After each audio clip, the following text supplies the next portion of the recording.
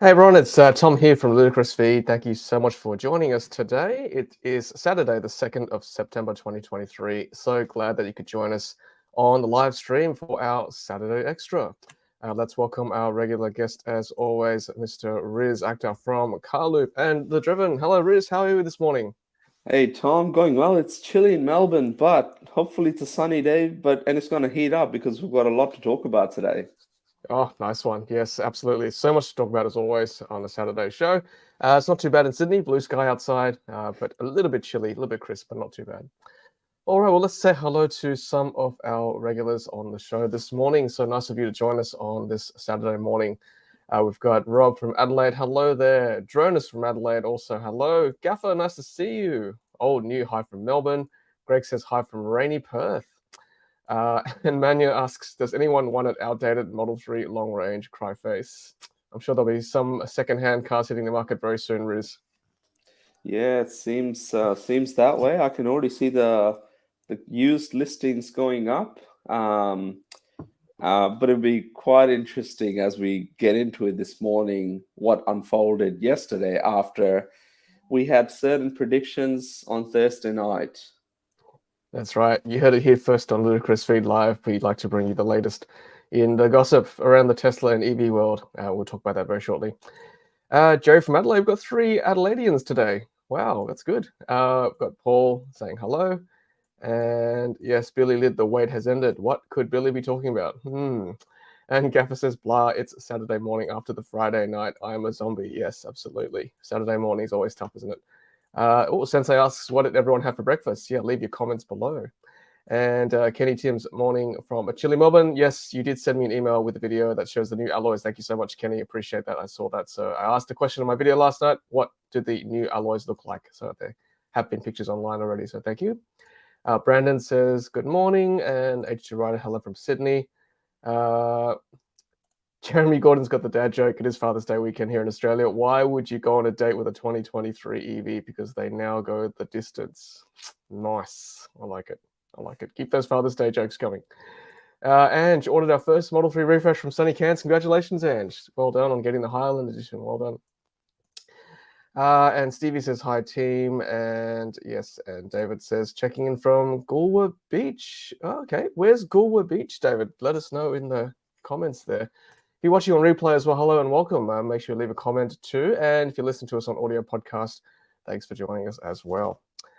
All right, Riz, well, let's get into it this morning. So, of course, the big news overnight was that, yes, the Tesla Model 3 Highland, so to speak, Highland refresh is now live. And Australia, we're lucky enough to get the order page open and running. That's the key. It's happened 1st of September. We've sort of been talking about it for months now, and you know, I guess there's something in it for all sorts of people looking at either buying or upgrading a car. And I think a lot of the things Tesla has worked on as part of this refresh um, have been the things that would improve the overall look and feel of the car. And I think it's got way more value packed into it now, Mm. um, particularly from the point of view that, some of the things we've been speaking about in warmer climates with ventilated seats, but we'll run through some of the features that it has. But the headline is Tesla reckons 50% of all parts in the vehicle are brand new. Yeah, absolutely. It's really good to see, actually. It's a lot more value than I thought it would be as well. I thought it'd be just like a small midlife update, but it seems like it's a bit more than just a cosmetic update. There's a few things going on there, which I'm very happy to see. Admittedly, like the Tesla Model 3 and arguably the Y hasn't really changed a lot in the last, 6 years for the Model 3, 7 years for the Model 3, and maybe the last 4 years for the Model Y. So this is a huge, huge refresh, Riz. Yeah, pretty much. I mean, that's the way it feels. And you can sort of see the direction Tesla's going in with this particular refresh for the Model 3. We've got, timelines. Europe's got timelines as to when the first deliveries will happen. And I Mm. can sort of understand. So Europe, some parts of Europe where the orders are open, they'll get their cars by October, November, which is next month. So that means they will be producing them now. Yep. Cool. So And Yeah, given that we're, obviously got the cars from Gigafactory Shanghai, we're lucky enough to get them pretty quickly there. So that is the new refreshed Tesla Model 3 for those of you who have not seen it yet. There it is in all its glory. New front face, new wheels as well, and 2 new colors, and lots of interior changes to boot too. So, and Riz, I believe congratulations are in order as well for you. Yeah, so I mean, I put in a placeholder order because there's no performance up for sale at the moment. But Ah, yeah, no, the long range is what I sort of went with, and it's going to be a bit of an upgrade on what's there. I mean, I don't think the powertrain has changed too much, mhm. but some of the other features, you know, I think it sort of exceeded the expectations that I had of the vehicle and what a manufacturer can do in their sort of refreshed or a midlife upgrade. Yep, absolutely. I And might congrats put up to you this. too, Tom. Oh, yes. Thank you, Riz. Yes. For those of you who've seen my video, I did order a Tesla Model 3 refresh in this particular car, in this particular configuration, rear-wheel drive with the Photon wheels. So I'm looking forward to sharing with you all the delivery process as well. Probably, I would say, probably end of quarter 1, looking at this stage, I would think. I might put up this tweet here from, or X from Sawyer Merritt, who we'd like to share here on the channel. And here's a nice summary of what has actually changed in the Tesla Model 3. So increased range, 50% of the parts in the car are new, as you said, Riz. New door cards, more premium finish, 2 new colors, no more stalks. I'm looking forward to testing that. It's going to feel like very much like a control pad. You're holding this sort of, gaming wheel all of a sudden. There's no stalks. All the buttons you need are on the steering wheel, like the turn signals, light controls, horn, new camera button, wiper controls, mic controls. And curious to see they haven't gone with the yoke steering for the Model 3. At this stage, so we don't know. There's the likelihood that we what we may see in the performance, if it's even there, because now there's rumors floating around, particularly with some mainstream media, automotive media, who, let's just say, aren't very supportive of the EV movement, to say that the performance model is cancelled altogether.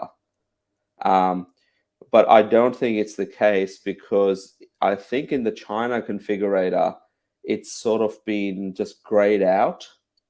Mm. So that was what I think I saw that yesterday. Whereas everywhere else they've sort of just removed the variant. It's not the first time. We saw that with the Model Y, where the long range was not available here Mm. and then just appeared as an option when the orders finally opened. So I guess we'll find out what happens.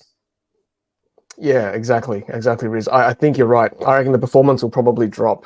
I don't know when, but maybe early next year. But yeah, it's interesting. Normally, with these launches for Model 3, Model Y, they normally put the rear-wheel drive and then the performance first to try and catch the top-end buyers. But in this Hmm. case, you've got the rear-wheel drive and long-range versions only.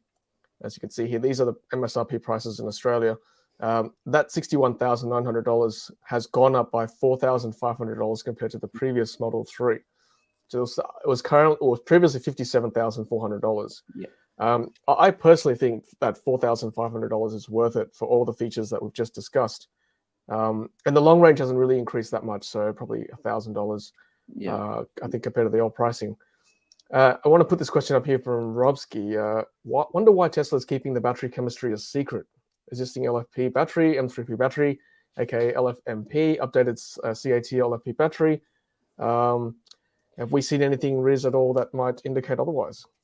So I think from what I can gather, I believe it's the same batteries, because I know there was rumors around the new battery from CATL. It just may not be ready for them to run through the production run, because CATL is building a or has been building a facility next to Tesla in Shanghai, and it may not be ready to supply those specific type of cells yet.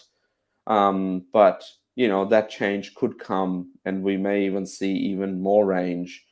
But if the performance statistics haven't changed too much, still 6.1 seconds, 0 to 100 for the rear wheel drive, and for the dual motor as well, it's 4.4 seconds. If that hasn't changed, the range gained in these refreshed models is aerodynamics and efficiency, I believe, more than a change in battery chemistry at this stage. Yeah, no, I agree with you, Riz. I think we'll probably see the same. And I'm having had the LFP battery now in the Model 3 and Model Y for the last 6 months, really happy with it. You can charge to 100% in the rear-wheel drive. And I don't know, anecdotally, it feels pretty quick at that top end compared to like an NMC NCA battery I previously had. So, still good for road trips. It charges pretty quickly. I'm pretty happy with it. And you're right. I think it's the efficiency gains from aerodynamics. I think the drag coefficient is now 2.19. There it is. Soyuz is summarizing all the information he knows. 0.219. What did I say? Yeah, 0.219. I think it used to be 0.23 from memory. So it has something improved. like that. Yeah. Has the actual shape of the vehicle changed? Has the back changed at all to make it more aerodynamic? So they not a lot actually. Sawyer's got some. I know it's a little bit of scrolling to do, but people have made the before and after sort of gifs out of it for the front and the back. It may be in some of his other tweets. But yeah, there hasn't been a whole lot of change. Well, the back, the main change has been, and you can see it in the rear photos there, is that diffuser on the bottom. But apart from that, there haven't been a whole lot, and it's lower to the ground. I know it doesn't mean too much, but it's 2 millimeters lower to the ground apparently. And the wheels as well, they reckon they're more aerodynamic than their last generation wheels that they had. Yeah, I reckon the diffuser helps definitely. And it just looks a little bit angrier, right? That stance. I think it looks really good, even from the front too. I mean, the inside looks more sophisticated, but the outside just looks angrier. I love the lights. Oh my goodness, look at the way the panel just extends out like that. That looks amazing. I think one of the main things that they've changed in this car is tried to reduce the complexity to manufacture the vehicle. So previously, I believe the tail lights were separate. Like there was one section that was on the main body and another section Correct. that was on the boot lid. But this time, it's all part of the boot lid. So Yeah, that's right. it helps with tolerances. You don't see gaps. It helps the staff when they're putting the cars together as well, and it's simpler. So yeah, it is more aggressive in the stance from the rear as well. And I guess from the front, it's just more sleeker. I would go with more roadster look than a Model S look. Yes. I totally agree. Yeah, that's the first thing that popped out to me when I saw it from all the videos. Like, wow, that's very much Roadster 2020 look. The lights look great too, like great daytime running lights right across there. I couldn't see in Matt Watson's CarWow video the ultrasonic sensors anymore. So it'd be very interesting to see whether they appear in our builds in Australia.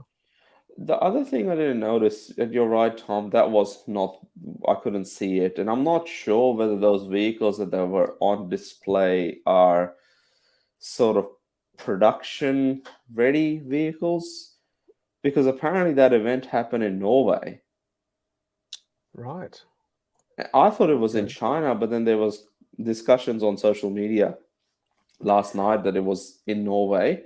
And Drew Bagalino or one of the guys was actually in Norway talking about the car, and they held a presentation there. So yeah, it's interesting to see, because the other thing I didn't spot is the front bumper camera, because in the videos that Matt Watson from Carwow and some of the other Italian journalists and others that went around the car, they couldn't see a front bumper camera on them. So not sure. What does that mean? Yeah, exactly. And by the way, I'm very happy that Tesla is opening up content to content creators to drop this on embargo. It's fantastic. It's an easy way to disseminate information, and making content creators happy, in turn making all of us happy too as consumers. So hats off to Tesla for doing that. You're right. I couldn't see the front bumper camera. Ultrasonic sensors were there. The wheels again. I mean, is this a production vehicle? We just don't know. We'll find out very soon. I know in Matt Watson's Kawa video, when he compared it to the old Model 3s, you could see the Norwegian Euro plates. Yeah. So that's probably, I don't know whether that's an old video that he's screenshotted or whether they had some old cars there sitting there just to compare. I don't know. I think they So, did have some old cars there, yeah. at that event, which is a good way of saying here's what's old and here's what's new. And so far in my little amateur journalist career, I haven't come across any any events where they sort of showcase this is the last version. Even the Polestar one we were at, Tom, they didn't really have the previous generation Polestar there. No, no, you're right. Riz, you're far too humble. You are not amateur. Come on. You're in the Oh, big jeez. leagues now. Big Playing with the big boys and girls. we are with you, Tom. Yeah. Oh, come on. No, but you're right. It's Tesla likes to do things differently, and so good that they allow you to compare. It's an honest review, allowing content creators to do their own thing. So that's fantastic. Let's go through some more things that Sawyer has mentioned in this, this very thorough list. What else have we got? So yeah, the LED lighting on the inside, amazing. Look at that. Like that, we've seen that in other vehicles. Like for example, the EGMP cars, like the Hyundai's, the Kias have them, the BYDs have them, and now looks like Tesla's got this as well. This RGB lighting on the inside that extends to the the start of the rear doors. One Customize thing that. that would be very cool, Tom, is only Tesla can do this, is what the software updates bring to some of the RGB functionality. Whether they can do some cool things with it, I'm not sure. I mean, that's one thing that only Tesla can do. So we'll find out. Can you imagine if you're falling asleep and the RGB lighting suddenly turn red? Excuse me, and warn you that something's coming up on the horizon there. When you Yeah, just got that's could be one of those, really clever things that only Tesla can do. So we're looking forward to it.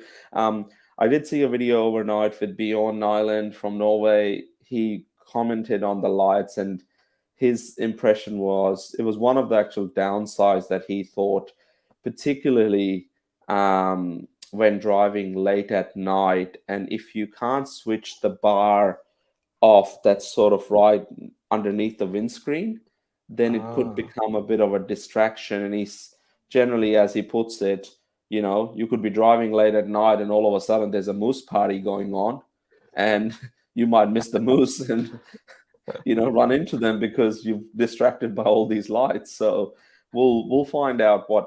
I'm sure you should be able to turn the front section off if you want to, or for those driving at night, it's just the right thing to do if you think it's going to distract you to turn it all off. yeah, I'm sure. I'm sure with like night mode, Tesla will dim it down overnight. It just makes sense the way the screens come down at night time, and eye fatigue mode as well. So you're right. Tesla's got the software; they can do it. So a rear double pane windows now, so making for a quieter cabin. Apparently, better suspension, and then obviously better aerodynamics, stiffer body, premium sounding door thunk. That sort of stuck out at me. With the glass doors, you can never get that really nice oomph when you close the door. So I'm very curious to see what that premium sounding door thunk now sounds like. Center touchscreen. I think the actual computer is the same, but the display is brighter, smaller bezels, more contrast, and just better comfort. Front seats are ventilated. That was a criticism before, but now that'll be great for Australian conditions when it's hot in summer. Obviously, the rear seat looks fantastic. No more need for third-party additions anymore. Ventilation system's upgraded. You can turn off the passenger side if you don't need it. Better sound system for the long-range version. Faster charging. You can charge your laptops now. Better microphones for phone calls and connectivity. Better wheels. And yeah, the Tesla lettering at the back here. Let's have another look at that. So that I've seen some aftermarket Tesla lettering like that, but now this is sort of OEM. So there you go. It's a nice look, I must say, having the Tesla word at the back. And working on Performance 3 apparently. So we'll find out what happens. Yeah. So that's a pretty thorough summary. Yeah, there's quite a lot happening there, Tom. And one thing that I think, obviously, this, so I credit to him, he's put quite a bit of effort in trying to put all this stuff together. One little bit that I think he may not have touched on, and I only learned about it by watching another review last night, is with that rear screen now, the passengers in the back can actually control the position of the front seat. So if no one's sitting in the front seat and you need more leg room, you can actually control that. I believe that's what they said you can do. So it'd be interesting to see how that functionality works. Well, I know with the aftermarket stuff that I've been reviewing from Hansho, you can actually do that anyway. So it's not difficult to wire to the controls of the front. And I've always wondered, why would you want to do that? But you're right. If no one's sitting there, it's it's a nice option to move that forward. It'd be pretty annoying if someone in the back is removing your seat for you, though. So maybe there's an on-off button from the front too, just to stop kids playing with it. Cool. All right, that's great. Let's go through some of the comments now, see what people are thinking about this. So let's see. So HG Rider is saying that it's 12 degrees in Sydney. Adam's asking you, Riz, what color did you order? I ordered that ultra deep red, whatever they call it now. So the only red on offer. Nice. You like your reds, huh? Look, it's I didn't think I would, so I accidentally ended up with a red performance previously, and I don't think I would have liked that color. But I'm sort of converted, unfortunately, and Tesla does such a good job in always showcasing those cars in red that basically I'm a sucker for their ads. The reds do look good. They go faster too, right? Well, apparently. Say hi to Peter Cook. Hi, Peter. M33 batteries are rumored to be sodium ion, even though most believe they're LFMP. Okay, we'll see. How do you get 5% extra boot space without changing the battery? Oh, was there extra boot space as well? Was there? Wasn't aware of that. Not sure. Next thing you know, they advertise cars with no tires just so the base price is lower. Well, efficiency is Tesla's game, right?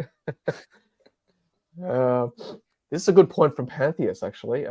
Will the removal of stalks cause roundabout chaos for us and Europe? Yeah, I saw the commentary around this. I mean, is it because you worry that you need to indicate out again? Is that what the concern is with the stalkless steering wheels? I wonder how responsive that is, those buttons on the steering wheel there. And another thing just on that, talking about the stalkless design and, previous models have the gear shifter. I believe, and it hasn't been spoken about in a lot of the reviews, but the new Model S's that we're not going to get here, or the X's, there is, I believe, a backup capacitive buttons sort of near where where you've got your wireless charging pads, just underneath that. That's where you've got them. But in the new Model 3, it's up at the top.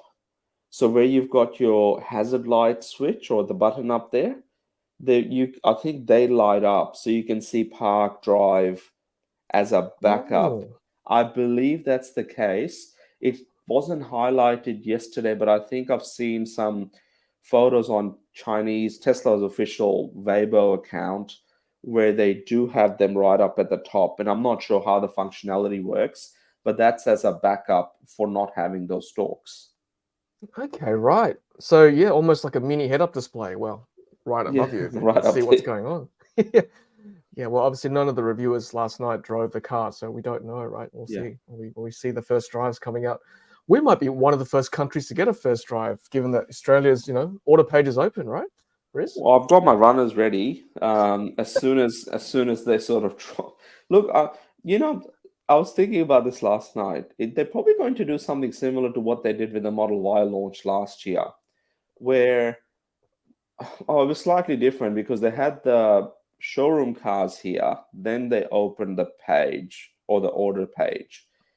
I wouldn't be surprised if the showroom cars are already on ships heading to us, because it looks like they were able to get these cars to Norway.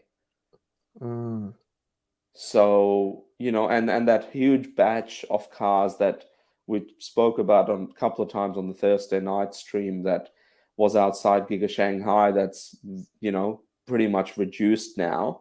And they have ended up at showrooms in China and I guess these cars in Norway. So eventually I would say we would probably be seeing them, if we're lucky, by the end of this month or early next month. But yeah, there could be something worth keeping an eye out on for all the Ludicrous Feed, viewers. If you see something, just X Tom. That's right. X me or email me. I'll definitely amplify it for you guys. So we've got a network of spies now, Riz. I mean, we're getting like almost 2,000 viewers per show. And that's not per Yes. week. That's per live stream on replay. So guys and girls, you're out there. Email them to us. Get those runners on, and show those photos. They've got to be coming. So look out for transporters. Look out for the docs. They've got to be on their way. And please, Tesla, I would love to allow us local content creators here in Australia to first give us a first test drive. Then we can show everyone what's going on with these new updates. So anyone from Tesla watching, this is an idea for you. We're very happy to help you guys out. Let's take some more comments. So new Model 3 is definitely a step up for existing owners. The 4K difference could be spent for enhanced autopilot for existing owners. Food for thought. I just want to say too that I've been in touch with a couple of viewers, and I know some of you are watching today, is that if you had an existing Model 3 order, you were given the option. It's not really an option. It's kind of like, do this or lose the order, to update to a Highland Model 3, and you don't keep the lower price. You still have to pay the extra difference. The other option is to forfeit your order. So if you are one of those people on the stream now, let us know your experience of that. And did you keep your order? Did you cancel? That'll be very interesting to see.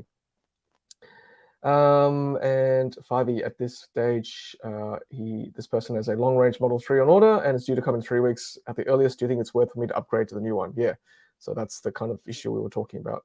I personally think it's worth it, especially if it's only $1,000 difference between the long-range old one and the new one. And it's one thing I think about is that if your state or territory allows for you to, or if you're eligible for subsidy, particularly with the rear-wheel drive car, then I know that it's a little bit of an offset, but it's a slightly different car, I guess, more efficient and the rest. And in some ways, you do end up, you'll eventually sell your existing car if you've got a Model 3, or if you're just waiting on a new one. Either way, it's a win-win situation for most people. One thing to be wary of, though, is if you're selling an existing Model 3, the price is maybe slightly lower than you would have received a couple of months ago. So do your research and, then make a decision that works best for your, situation. Or there is on the flip side, because the prices have increased for new cars, you never know. It might actually keep its value because the prices increase. So I'll see. I've actually applied for a trade-in. Someone's asking here, what are you going to do with your Tesla Model 3? Did you trade it in? So I'm not going to trade it in yet. I still need my car, but I've applied for the price. We'll see what happens. We'll see what price they give me. I'll answer that very shortly. The question from Nick: can you charge 200% long range? No one knows yet. We haven't seen the cars, so we'll find out for you. It's probably I think it's probably an NCM battery, just if I'm a betting person. And let's see. Yeah, people are saying get the new one for that question about whether I should upgrade. I would agree as well. Let's see. Any other things? Okay. Okay, Peter's saying long range with a 2170 battery, NCA chemistry. Okay, more energy dense. Thank you. Yes, that's correct. Terry's saying referral links are not working for the new Model 3. That's right, Terry. Only the Model Y. I thought I could. When I ordered it, I thought I added my loyalty link. And at the time, it looked like I did. But when I got my final invoice, or the provisional final invoice, the discount wasn't there. So I don't know what's happening with that. I'll find out, I guess, as time goes on. Sensei saying it's not eligible for the referral. Okay. What else have we got here? And Gaffer's agreeing with you. Riz intro is from Norway. And Robert, fully charged, was driving in Oslo. Okay, there you go. Tom, maybe you can get into the Tesla Panda Y upgrade launch. Oh, Nick, I would love to be one of those content creators in Norway checking it out. Believe you me. I'll bring Riz with me. Yeah, well, just a quick thing. I have noticed in the last week or so that Tesla Australia is engaging more with press. It has started to happen, and it's the right thing to do. They're a bigger company now than they used to be. They've got, early adopters have already got the cars, and there's all the others that are thinking about them. So they need a broader range of customers or people to know that these cars are real and they won't all the myths around the EVs aren't true. So hopefully they will, as you said, Tom, hopefully they'll engage more and more, particularly with those that, understand it because they're owners or can provide insights that some of the traditional media companies cannot. Mm-hmm. Absolutely. Real world drives, that kind of stuff. People want to see that, right? We don't want like glorified, glossy stuff. We just want real world gritty stuff to see whether it can actually do real drives like Sydney to Melbourne, Sydney to Brisbane, Adelaide to Melbourne, those kind of things. Thanks, Gaffer. Bobby took it for a drive. Thank you very much. And he also demoed the door thunk. Thank you. Might check that video out. Yes, that was interesting because I did see the X yesterday that Robert Llewellyn was going to take one out, and apparently the video's dropped overnight. So it's probably worth checking out for people like us who haven't seen it yet, and those of you that have, that's awesome. We'll check it out. Thank you. Yeah, absolutely. Question about floor mats. We'll see, right? I mean, I think that the body hasn't changed too much, so it should be the same. One thing about YouTube, obviously, you can't get a good idea of how like realistic the sound is. So, I mean, as much as I try to put the mic near things, it is hard. You'll have to test it out for yourself too. But it's good that it sounded heavier too, Gaffer. That's great. Okay. Apparently, Tesla's added more armor protection to the doors for side impact. As Matt from Carwow said, it's safer now. Yeah, people are loving your red Model 3, Riz. That's good. Yeah, good question here from Jolly. Tesla removing the stalks from the car. What do you guys think of that for the average Joe jumping into an EV for the first time? Good question. Yeah, it's gonna feel different, right? But as I said, it feels probably it's going to feel more like a control pad. So for the younger drivers, it might feel more natural for gamers. It has what they call smart shift. So particularly for changing gears, it has somewhat of an idea, but then again, it's always hard to know what's actually, if the car fully understands what's going on with just cameras. But I guess we'll get that, as Tom was saying earlier, we'll get real world testing done on the new vehicles when they land. And so Tesla, if you're watching, there's lots of people interested. Gotta get Tom a vehicle. Yes, absolutely. And if you just joined us as well, thanks for joining us on a Saturday morning at 8:35 a.m. Really appreciate your attendance. And if you are just one of the 123 people who have tuned in, we are talking Tesla Model 3 refresh. We try to keep it more diverse in terms of EVs, but obviously today, is a Tesla day. Given what happened yesterday, it's important we discuss this and flesh it out. If you are interested in updating your order or purchasing a Model 3, I think this is a good one to listen to. So thanks for joining us. Paul, thanks for joining us, Paul. Did my Model 3 resale value just drop 20% overnight? As we discussed, we'll see what happens because the prices have increased, whether it keeps its value. So we'll find out very shortly.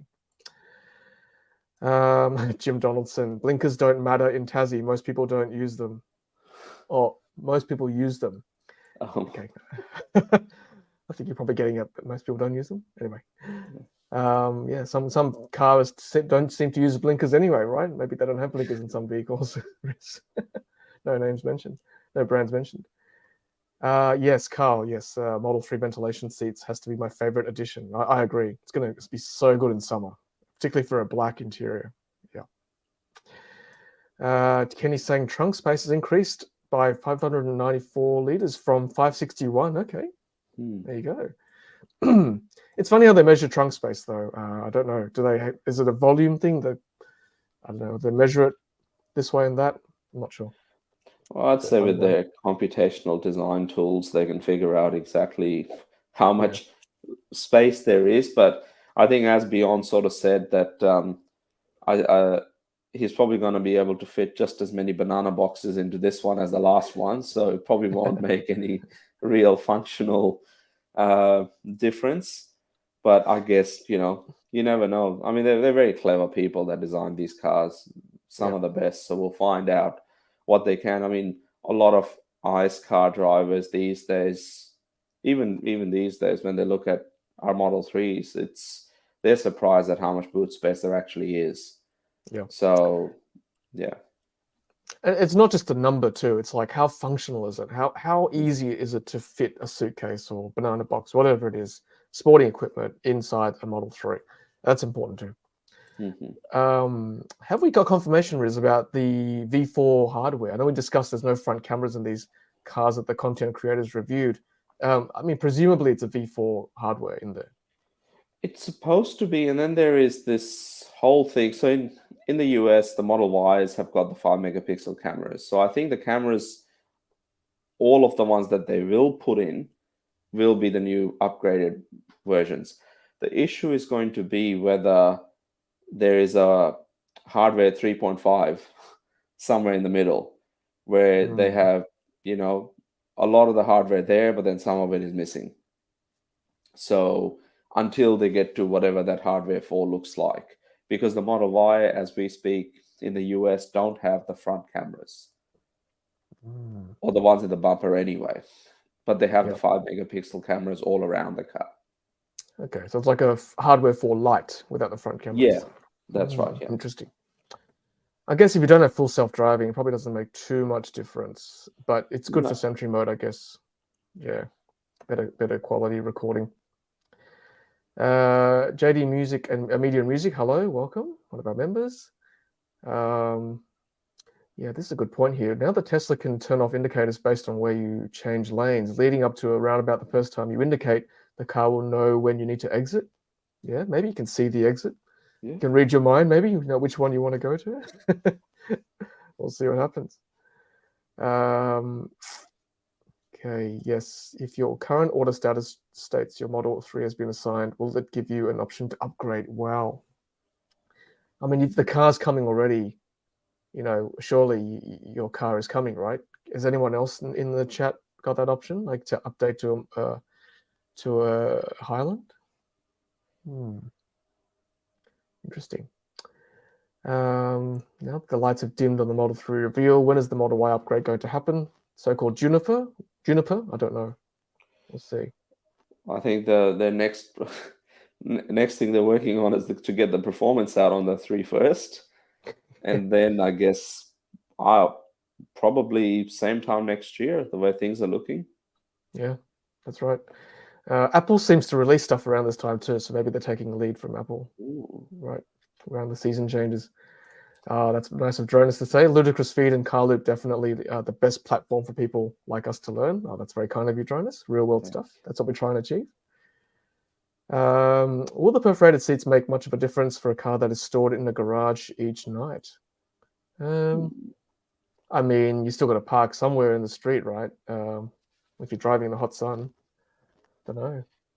I think maybe it's one of those features. Like, I've never really had them in any of the vehicles that I've owned, so I'm not sure how good or how effective they are. I also saw Darren Jung's video from Singapore, and obviously in warmer climates, and particularly, as you head up the coast in Australia as well, sort of, Sydney and up to Queensland and the rest, there's warmer climate, so it could be quite a nice thing. But I guess we'll find out how these perforated seats are different to other manufacturers, and some may like the usage. But if the feature is there, I guess it's up to individuals to try it, even if it's in the showroom, and maybe you'll like it, maybe you'll say I'm happy without it. So at least the options there. Yeah, I don't think anyone's going to miss peeling themselves off a moist vegan leather seat on a 35-degree Celsius day in summer. So I, for one, am happy to see ventilated seats. JD Media is saying, thumb change for indicators people will get used to. I agree. I think, as you said, Riz, before, the paddle shifters for gear change. This is the new evolution of indicator change. Well, we also have in EVs the paddle shifters for regen change in some of the EVs. That's correct. Yes, Ioniq 5, 6, and Kia EV6 have them as well. That's true. Forgot about that. Thank you, Mark. I was wondering about this. The referral for the new Model 3 has been successful upon contacting Tesla. They will honor orders placed before October 31. Excellent. Good. I might give Tesla a call to make sure I get that discount too. Competitive gaming. Are you talking about the steering wheel with the indicators? Tesla does trade in ICE cars. Yes, a lot of questions today. Thank you, guys and girls, on a Saturday morning. Really appreciate that. No head-up display that I could see. Oh wow, keep those comments coming. Amazing. What else have we got? JD Media. It says version 3.5 hardware. They say whatever that means. Yeah, I think we sort of discussed that without the front camera. It's a boot, Tom. Yeah, it's a boot. That's right. Apologies. Not a truth or a bunk. We are living in British English Australia, I suppose. I feel the tech gap between Tesla and the rest is widening. It does appear that way every time they launch a new car, right? The Model 3, right? This new upgrade, and even the current generation Model 3, it still seems so far ahead compared to what most manufacturers are providing. So Volkswagen is supposed to release this ID.7 sedan, which is the length of I guess a Model S, but it feels on the inside very sort of inspired by the Model 3. It's only got a smaller screen behind the steering wheel, which is cool. But that vehicle has just started production a couple of weeks ago. So their first one rolled off for a customer a couple of weeks ago. And Model 3 was unveiled in 2017. Australia, we got the first couple in 2019. Here we are in 2023. And I think, that Jerry Can's right. That gap is widening. And I don't know how the others will catch up. I also saw a review yesterday from Ireland it was in Germany, of the new BYD Seal. Yes. So it's starting to head out to Europe now, at least for the press cars. And BYD Seal is going to be a good car, no doubt about it. But I just think Tesla's just widened that gap right up again. Yep, definitely. I think what we saw yesterday was a monumental leap. Absolutely. Thanks, Gaffer. Don't forget to hit the like button. Helps the channel grow. Thank you very much. Check this out. Speaking of tech, Robert said they automatically sense the body heat and adjust your seats with the ventilated seats. How funny is that?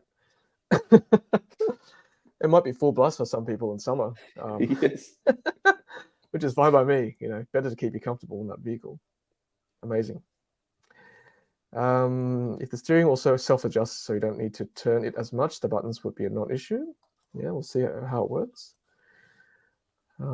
What features do you get on the back screen? I think we saw climate control, and entertainment features, and two headphones can be used for the back. Now, what I'm curious about is whether you can watch content in the back seat while the front is blank. For countries like us where we don't allow content and web browsing when the car is in motion, that would be amazing, because then the passengers in the back can still enjoy the content, right? So we'll see. Yeah. Oh, JD Media saw an ID.3 in Geelong driving last night. Have they arrived in Australia, Riz? Nothing official yet, but that's pretty cool, because that would be I would suspect would be the new ID.3, which has only come out in Europe a couple of months ago now. So unless it's like the Skoda Enyaq where they're testing the last generation car. But having said that, that's cool. They haven't arrived as far as I know. Yeah, remember to send those pictures to me and I'll amplify them for you on socials. So keep them coming. Can we clarify what subscription services are packaged? Yeah, I think it's just the usual premium connectivity on the website. I can see anyway from last night's review. Okay, so my Holden Calais, I think, senses which seats have bums on them and adjusts the seat heaters separately. So I'm sure Tesla will be way ahead. Well, I think Tesla does it anyway. And when I wake up early in the morning when it's cold, my seat heaters come on automatically. But with the ventilated seats, that'd be cool as well, to keep my bum cool. Cool bum. Yes, Scotty agrees. It should happen, as you could get cars with DVD players for backseat passengers too. DVD players, remember those days, Riz? Oh, I remember those little VCD flip-up players that people used to buy for their kids in the back, and and those screens mounted behind the front seats for the kids in the back as well. So I guess so. I guess it would be based on the fact that the integration is with the car's software. Um, I mean, with most people buying vehicles, you could do a lot in the aftermarket space. But yeah, it'd be interesting to see. Don't worry, Scotty, we're with you. All good. Well, Hein's saying when the front needs to make a decision, the back is not allowed to distract because kids aren't distracting enough as it is. That's right. I don't think content. I think content's going to help, to be honest, to keep them quiet while you make a better decision. I'm just saying.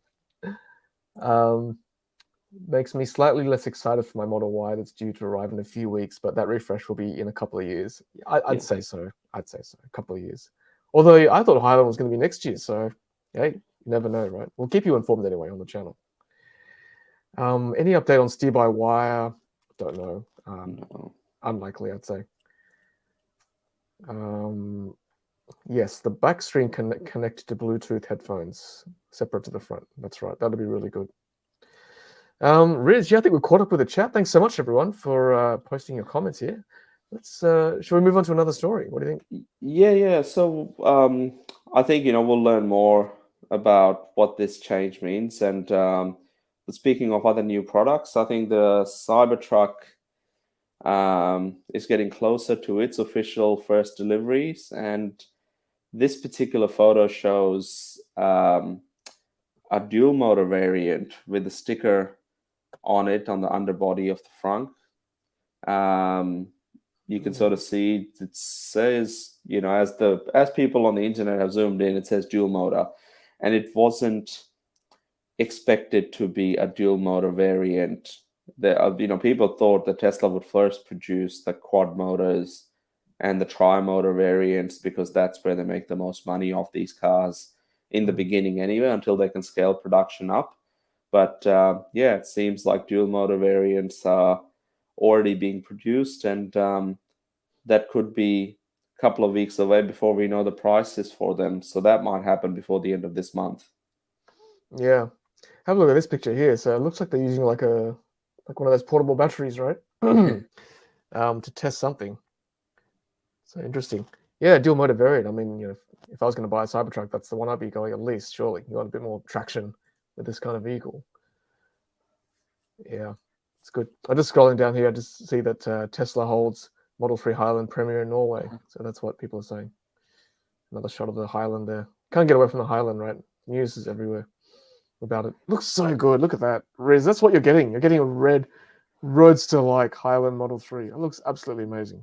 Well, it's Roadster that is actually being produced, because the other one we still don't know. Elon reckons we'll have some production next year for the Roadster, but they've got a lot on their plate. They've got to make the Model 2, get this Model 3 up and running. So it would be interesting. There was a comment made earlier around, some of the changes steer-by-wire for the Model 3 Highland, but I think Tesla has to be careful with how many changes they can make into these vehicles, particularly with some countries and their rules around certain new technologies, because they have to be able to sell the cars in the same countries that they were able to sell them previously. So in Australia, for example, if they make too many design changes and bring too much new technology into a vehicle that they already sell, then they may have issues with getting compliance or ADR approvals and other things, because that may be a longer process. We know how slow governments can be with things. So, possibly not yet while they work through those other things, but we'll find out. It's still months away. I think 2 or 3 months before we see real world cars, either in China or in Europe to begin with, and then hopefully here soon after that. Yeah, I agree. Incremental changes is probably a good thing. You don't want to devalue the older cars too. Yep.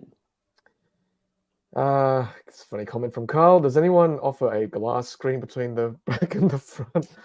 Like a London cab, hey? Keep those kids quiet. Maybe one of those third-party screens that just go up. Sorry, kids. Daddy needs quiet time. That's funny. Did either of you go for white seats? Riz, did you go for white seats? No, usually it's black. Yeah. Yeah, I worry too about the discoloration with pets, young kids, and things, and just putting stuff in the boot in the back. So I've always gone with black seats, to be honest with you. Cool. Okay, Gaffer saying I don't think that's a battery to test something. I think it's part of the vehicle. Okay. Apologies. Let's just look like an EcoFlow battery to me. We'll see what happens. Jerry Can, are the EV Switch 7 kilowatt chargers available yet? I thought the website was going live on 31 August. Now, this is the 499 charger that Luke Todd promised that we will have them available. Jerry Can, you're the third person to ask that in the last couple of days. And yeah, I haven't heard anything more on this. Yeah, Riz, this was your article back in July. This is Luke from EV Direct or BYD Automotive holding one of these Switch. And they look pretty cost effective. 7 kilowatt, $499. I think they will do well. Whether they, I don't know, bundle them with the new BYD Seal or Dolphin, we'll see what happens, eh? But there it is. And they So we look pretty haven't sharp. heard too much more. Yeah, no, we'll keep you guys informed. But a good question though. Okay, let's keep running with the comments here. Okay. Is there anything else you want to bring up at all with Tesla Model 3 or anything else? I guess this week there've been a lot more people going around and testing the BYD Dolphins. So Tom, you've had a couple of people share their experiences, and you've seen them on X as well. So anyone else that's gone out and had a look, just let us know what you think about the car. There seems to be a lot of positive sort of feedback because all you're doing is going in and having a look and sitting in it because you can't drive it yet. So, I think the audience, the more people that can get out and have a look at these cars, the better feedback it would be for us and for BYD. So hopefully they can, get a couple of these cars on the road soon so that we can actually review them because the MG4s, as we speak now, are being delivered to customers, and the overall feedback seems to be very positive. You're right, Riz. The MG4, as you know, we drove it to Canberra. Was such a good drive, even for that Excite 51 kilowatt hour battery. I think they've definitely got a head start ahead of BYD in terms of getting cars on the road quickly. So we shall see whether the Dolphins can be delivered in the same numbers as the MG4s will be too. So very good. It's only good for us consumers having this competition between the two affordable brands. Any word if the glass roof will be more heat resistant? Yes, good question. Acoustic, well, it's supposed to reduce noise. I'm not sure if the tinting is any better or not. But I'm sure, like Tom, you've done the sunshade accessories and other things that you can get with the current Model 3 and Y. I'm sure there'll be, so many accessories for these vehicles because these are mainstream cars now. Yep. Yeah, exactly. So yeah, I think I thought I heard something that it was better for insulation, but I don't know about heat resistance. I can't imagine it'd be too different. I mean, the current generation glass is actually pretty good tinting wise already. Obviously, people like to have the extra sunroof just to like basically block it all out. But I think honestly, even without, it's probably okay. To be honest with you. Yeah, I think they've got, most people seem to be pretty happy with it in some of the, Queensland and above, where there is a lot more heat and humidity. There is options, but most of the feedback that I've received from owners up there is they're generally pretty happy with them. So hope Tesla's generally only improving their products. And Model Y owners today, I think those of us that have them, the rear windows are already double glazed or whatever they call them now. From Double memory, is that paned. right, Tom? Correct. Yeah, both Yeah, front and rear glass is double paned, but Model 3 yeah, only the double front pane. is. Mm, So yeah. Model 3 front only. Some of the older ones it's just, single pane. Mm. So, those of you that do have Model Ys, that they're already, pretty good product. Mm. And I've got to say, having a Model 3 and a Model Y, the suspension in the Y is definitely better. Like it's so much better. The 3 is definitely bumpier between the two drives that I do regularly. So having the 3 now with the better suspension, as Sawyer has tweeted or X'd, I think it'll be a good thing. It's definitely worth the extra money for that. Gaffer asks, do we have stories from all those superchargers opening up to non-Teslas yet? Are they working yet for others? I've only posted that one with the BYD taking up more than one spot. So if anyone has any other experience with another non-Tesla vehicle, share them with me. I'll amplify them for you. Yes, so Charge HQ currently is a good app to use, charging from the sun. I mean, that's really up to the Tesla app and the Gen 3 wall connector to do its thing. I'm also doing a review for Wallbox as well, which has got the same solar charging functionality. So stay tuned for that video. I'll be doing the full review. Good point here from Sensei. Here we go. I'll just touch on this briefly. With Model 3 refresh release, will anyone remember little sister BYD Seal? Now, Riz, the price has gone up for Model 3, 61,000. Will that mean BYD will be able to release its car around that mid-50s now? Well, we'll find out. I think BYD are probably considering the Seal to be in a different class to the Model Y, particularly because it was slightly longer, but now the new Model 3 is a little bit longer too. Not by much. But yeah, it's going to be interesting to see. I think the value out of a Model 3 is with the supercharging network, which I guess 30 of the sites are open to the Seals as well. There's still, I feel there's more value in the Model 3, but those that are looking for an alternative to a Tesla in terms of a sedan, you basically got Polestar 2, which is more expensive, with the refresh being the rear-wheel drive for single motor variants. And then you have the Seal, but with the Seal, we've still got months before anything happens, because first deliveries in New Zealand, when they announced it a couple of months ago now, was before Christmas.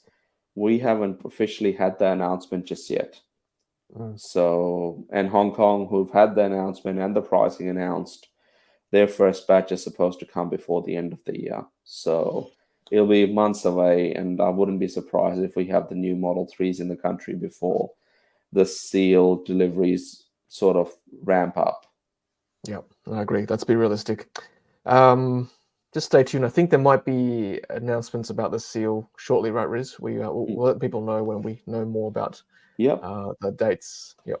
So stay tuned to the channel as always. Let's see. Scotty, the Model 3 full glass roof. No, it's two sections, because it's not a hatch opening for Model 3 refresh. So you still need the middle bar to keep the roof up, unlike Model Y, which is one full pane. What else have we got there? So yeah, so there's an audio change for the base Model 3. I think long range has got something like 17 speakers, and I think 9 for rear-wheel drive. But we'll see. Quality versus quantity, I reckon, in Tesla. Not so much a number of. You can have like lots of bad speakers, but I'd rather have one decent soundbar in my house, if you get my gist. Well, on the long range as well, the section that separates the front section of the glass roof to the rear, apparently they've got one integrated up there for the long range, as well as I think 2 subwoofers in the rear, sort of in the boot. So we'll find out. But like you said, it's quality over quantity. But being Tesla, generally, it's always a step forward. So we'll find out. We'll find out. They always use their own, they sort of use the tech from another sound company or sound producing company, but they don't put the branding on the car. It's like they buy the license or something. It's pretty cool. Matthew, am I right in the new red is the same as the ultra red? Is it, Riz? I'm not sure. It is? So when Tesla announced this yesterday, they said the 2 colors. There's the gray, which is slightly different to the existing midnight silver, and then the red is actually the ultra red, not the multi-coat. So it's the stuff that the Model S and X was getting in the US, not to be confused with cherry red, which is what they have in Berlin, which is that real dark, burgundy. sort of deep red. Yeah. Yep. So yeah, the ultra red looks a bit deeper as well compared to the multicode red we've been getting here. So it looks really lovely. Nick's asking me, why do I prefer the 3 over the Y? Well, I mean, it's not the family car. The 3 is my sort of personal runabout. I just want a smaller car to get around quickly around town and to work and things. Whereas the Y is great for the family. We need to transport almost 4 adults now, so that's the difference. Yes, Gaffer's saying 2 voice mics. That's correct. So it should be better phone quality as well. Oh, sorry, I'll clarify that with the sound. Tesla hired sound engineers from other companies. Thank you for clarifying that. Appreciate that. Okay, yes, and Tesla have, Elon Musk said Tesla audio engineers come from B&O and other companies. Yeah, I knew it was something like that, some sort of arrangement where they've got another brand helping them out. Cool. I think that's a better option than, Tesla being Tesla, being able to control their own sound system. And, I think over the years, Tom, you've also seen with some of the updates, they've made improvements to the sound system in some of the vehicles. So they continuously improve, and they do have engineers from, as Elon said, Bang & Olufsen, in some of the other vehicles. So I've got driving a BMW iX1 at the moment, and that has Harman Kardon written everywhere you can see. Yeah, it's literally like every bit of speaker has Harman Kardon written on it. So personally, I think the previous Model 3 long range and performance speakers sounded a lot better. Well, they sound a lot better than what BMW's done with that car. So it's a lot of tech in the Teslas that come standard, and there's also aftermarket kit. I think Hanshaw, they have one as well for Model 3 rear-wheel drive to get those customers, for them to be able to have access to some of the premium audio features. But it's once again aftermarket, so someone will have to install it, and it's not official Tesla product. Yeah, no, the sound already sounds pretty good in the base Model 3 and Y. The Y especially, because it's got the same kit as the long range and performance. But even in the 3, without the extra subwoofer, I think it sounds pretty good. It's good enough for me. So I'm very happy. Okay, cool. I think that might be it for us, Riz, and everyone else watching on the stream. Thank you so much. We've pretty much thoroughly explored the new Tesla Model 3 Highland refresh, right? Through my video with the order, and also today's stream with Riz. We're just, this is what we do. We discuss it. You guys on the stream, on the chat, help us out with what you think you've seen. Now, we obviously can't see everything. You've picked stuff that we haven't seen, so that's good. We all learn together. I love it. So thanks very much, everyone. And thank you, Riz, as always, for joining us on a Saturday morning. Awesome to be on, Tom. And great to see everyone. Lots of questions. I know it's been a very Tesla-focused stream today, but moving forward, we'll obviously bring some more news on Tesla as they continue to bring new products, and hopefully we'll see a performance on this car as well. But at the same time, there's so much happening in the EV space. We've got, I think September is going to be a pretty busy, September and October are going to be very busy months for EV launches. Peugeot launched their, I think, E3008 SUV very quietly over the last couple of days. So there's many more cars coming. So keep the questions coming, and get your cameras out. If you see anything, shoot it through to Tom, and he'll help it amplify and spread the good word around EVs. Absolutely. Get those runners on, Riz, and everyone else. Let's keep spying those cars, right? We've got a big network now. Thanks, everyone. Thank you, Riz. And as Riz said, we will, obviously focus on other vehicles as well, not just Tesla in future, but it'd be remiss of us not to focus on the Highland today, given it was a big news overnight that it dropped. Thanks, everyone, for watching. And until the next Ludicrous Feed live stream, take care and happy charging. See you next time. Bye now.